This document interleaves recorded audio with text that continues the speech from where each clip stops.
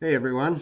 Let me read to you directly from my cheat sheet right here.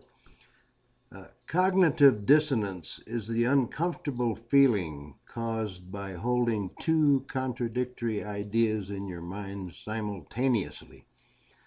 It causes people to change their beliefs or to somehow justify contradictory ideas. In crude common parlance, it fucks with your mind. Now, Obama appears to be a master of this technique.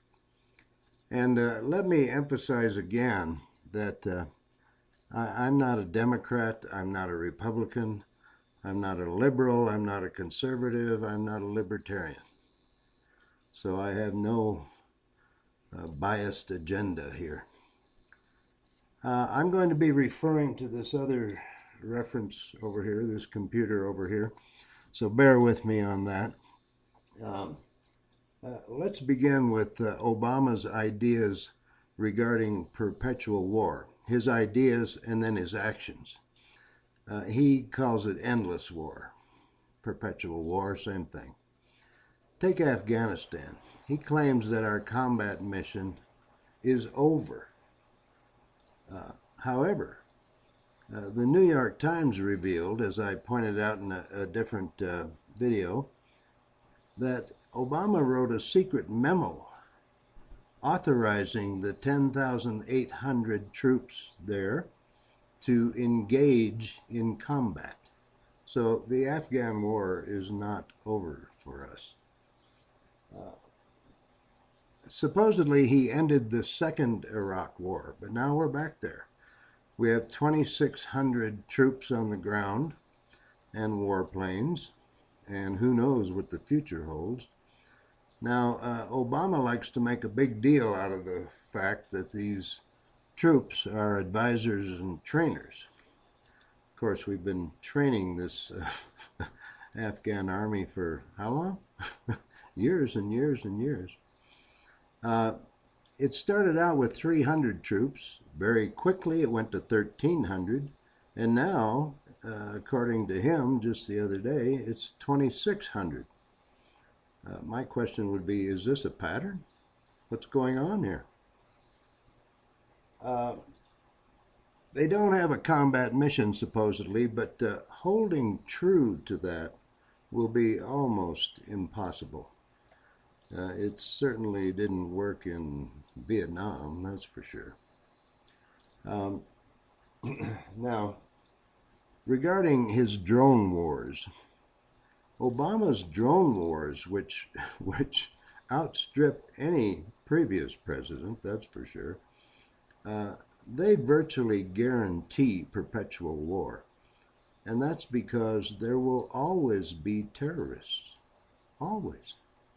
And especially given the fact that many times U.S.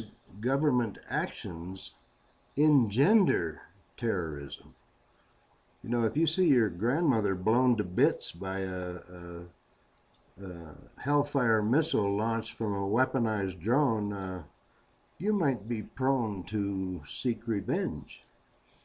So the drone wars are the opposite of what he says, because Obama has more than once stated that we should not get into endless war. All right, hang on a sec. Let me scroll down a bit here. By the way, regarding war, Noam Chomsky stated regarding Obama, quote, he's worse than Bush, unquote. And not Obama, Chomsky isn't exactly a right winger. And I agree with him. Obama is worse than Bush regarding war. Now, he likes to define what he's doing as not really war. It's not war, it's counterterrorism. Well, Mr. President, when you have troops and you have warplanes cross borders and bomb infrastructure and kill people, that's called war. All right, regarding the U.S. Constitution, his ideas and actions are another example. Obama is now asking for authorization from Congress regarding a war he's already in. He's been going on the authorization, so-called, from the second Iraq War, and that authorization goes back well over 10 years. So anybody with any common sense knows that that authorization doesn't apply today. The situation is completely different.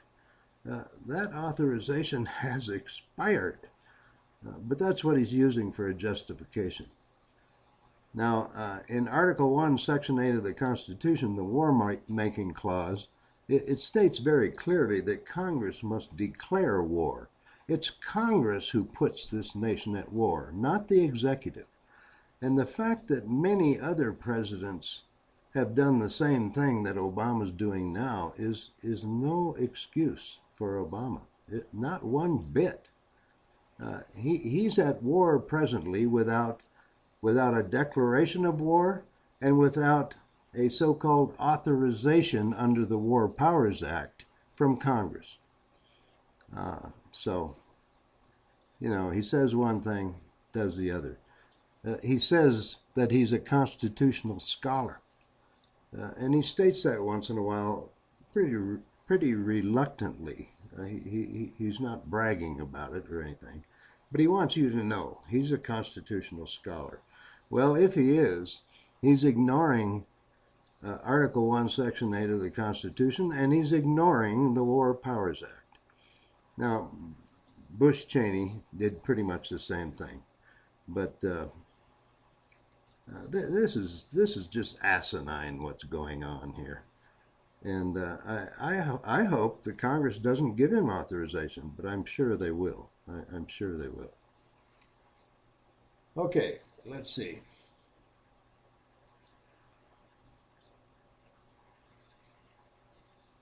Barack Obama, in my opinion, and in my long memory of presidents, going all the way back to Truman when I was a little kid, he, more than any of them, says one thing and does the opposite. But not only that, in addition to that, he does more than any previous president to try to convince us that that juxtaposition, that contradiction, is logical. This guy is unbelievable. He's absolutely unbelievable. And he's a master at the use of cognitive dissonance. Cognitive dissonance. All right, that's it. Thanks for dropping in. And you all be well. And let's see what happens regarding Obama and war. Bye-bye.